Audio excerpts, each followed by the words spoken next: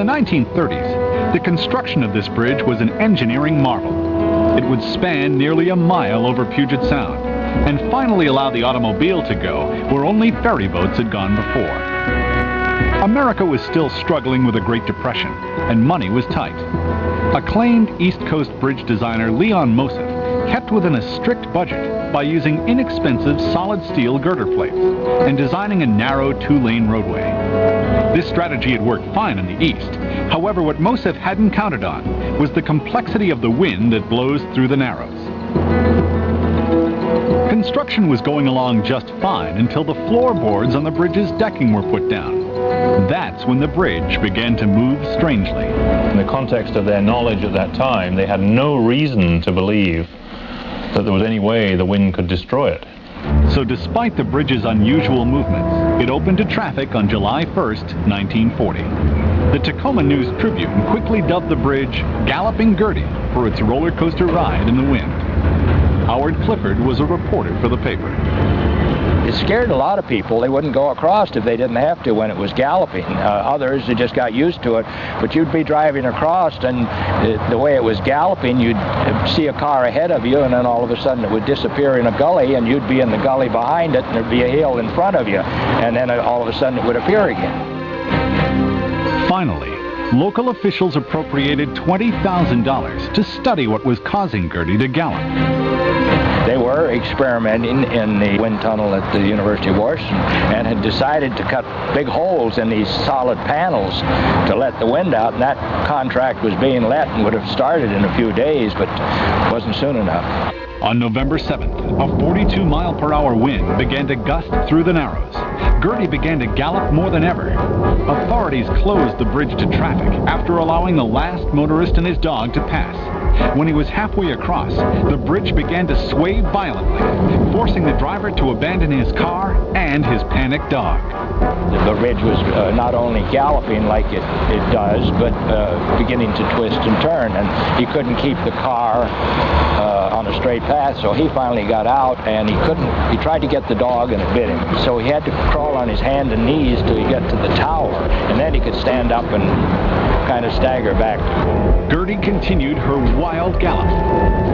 Howard Clifford looked on, trying to figure a way to get to the dog, still stuck in the car.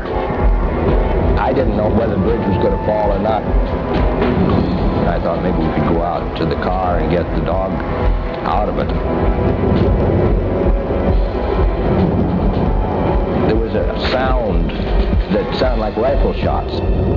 It was the cables from the main cable, suspension cable, down to the bridge, and they were snapping and breaking, and it sounded like a whip cracking.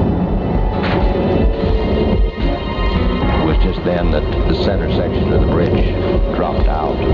Just 4 months after opening, Galloping Gertie tore itself apart, tumbling into the sound and taking the car and the dog along with it. Howard Clifford himself barely escaped. We couldn't get out to the dog. I mean, it just, if I'd have gone out to the dog, I'd have probably been there when the bridge dropped, if I could have got out, but it was just bouncing so much that I couldn't get out there. What had made Gertie so affordable turned out to be its design flaw. The solid plate girders and narrow two-lane roadway acted as a sail in the wind. It's a phenomenon we now know as flutter. If there is a steady wind pushing energy into the bridge and it's vibrating in this couple motion, it will continue to get larger and larger oscillations until it eventually destroys itself. Today, the new Tacoma Narrows Bridge has 4 lanes instead of 2, and the solid plate girders have been replaced with an open framework that allows the wind to pass through. The bridge has become a vital transportation link in Tacoma, but for everyone who travels the modern bridges of the world, a toll must be paid to Galloping Gertie. True to nature, nothing ever really goes to waste. The steel girders and other debris from the old bridge weren't a total loss. Today they perform an important function under the water. Galloping Gertie's remains have created one of the largest artificial reefs in the world. Before the bridge came tumbling down, the marine life in the Tacoma Narrows had no shelter from the swift underwater currents. But now, many types of fish and other sea life make their home in the bridge's fragments, including the world's largest type of octopus.